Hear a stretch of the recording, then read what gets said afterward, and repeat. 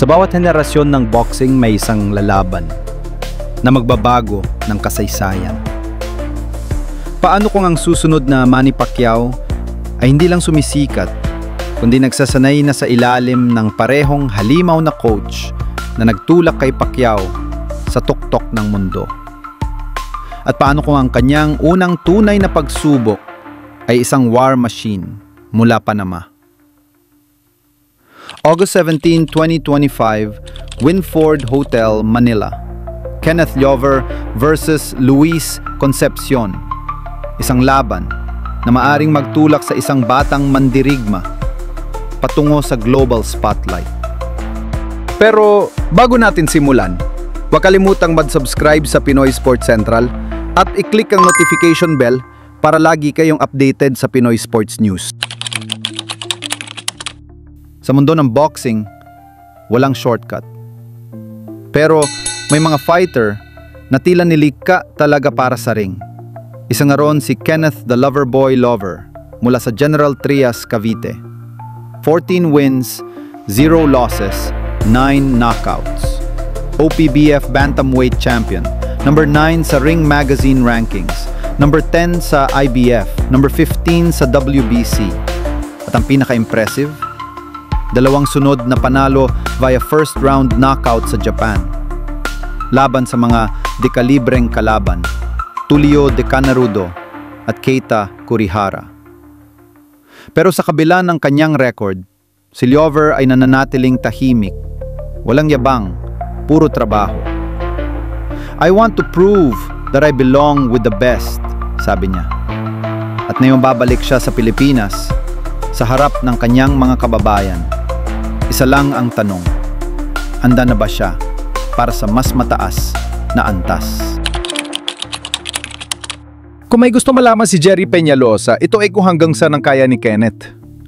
Kaya ang pinili niyang ilaban sa kanyang alaga, isang tunay na halimaw mula Latin America, Luis El Nica Concepcion. 40 wins, 11 losses, 29 wins by KO. Dating world champion sa flyweight at super flyweight. Tinalo ang mga bigating sina Kohei Kono at ang legendary trilogy niya kontra Tyson Marquez. Isang ring veteran, isang matandang lobo, at ang tipo ng kalaban na hindi basta-basta bumibigay. Ito na ang pinaka-dekoradong kalaban ni Lover, ayon kay Peñalosa. Dito natin malalaman kung talagang handa na siyang lumaban sa next level. Concepcion might be older, but never underestimate a veteran with nothing to lose and a punch that still has venom. Sa bawat kampo may sikreto, at ang sikreto ni Kenneth Lover ay walang iba kundi ang pagbabalik ni Alex Ariza. Yes, Alex Ariza, ang controversial yet legendary strength and conditioning coach ni Manny Pacquiao during his most dominant years. Siya ang nasa likod ng explosiveness ni Pacquiao. Siya ang gumawa ng blueprint ng endurance at power na kinatakutan ng buong mundo. At ba't na yon, mukhang si Kenneth Lover na ang kanyang bagong proyekto. Kung gaano kahalimaw si Pacquiao noon, parang ganun din ang direksyon ng training ni Lover ngayon, ayon sa insiders. Pero may pressure rin, dahil kapag ikaw ay hinawakan ni Ariza, inaasahan ng mga fans, magde-deliver ka. Sa boxing, may mga laban na hindi lang tungkol sa panalo o talo. May mga laban na magpapakita kung sino ka talaga. Ito ang ganung laban para kay Kenneth Lover. Bata, gutom, malakas, may explosive power. May Ariza sa likod niya, may Jerry Peñalosa sa gilid ng ring. Pero sa kabila ng lahat ng ito, may isang hindi mo basta makukuha sa ensayo. Karanasan.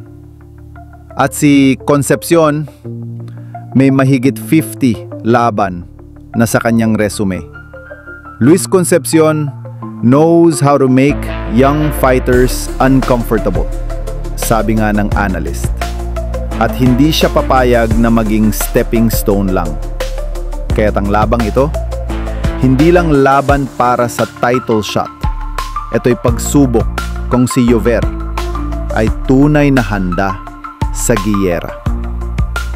August 17, 2025. Winford Resort Hotel, Manila.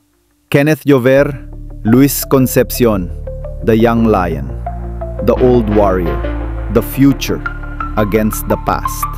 Ito na ang labang maaaring magbukas ng pinto sa world title.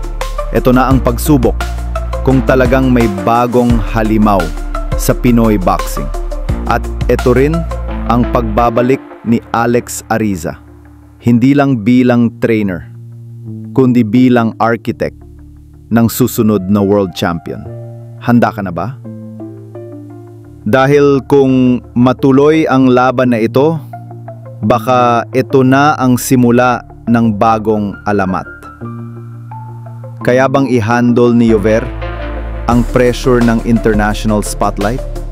Kaya ba niyang tapatan ang karanasan ni Concepcion gamit ang lakas, bilis at disiplina? At sa ilalim ni Ariza, ang halimaw sa likod ng training camp. Kaya bang i-level up ang performance ni Jover sa world-class level? Comment ka kung sa tingin mo, mananalo si Jover at kung tama bang pagsamahin si Kenneth Jover at Alex Ariza.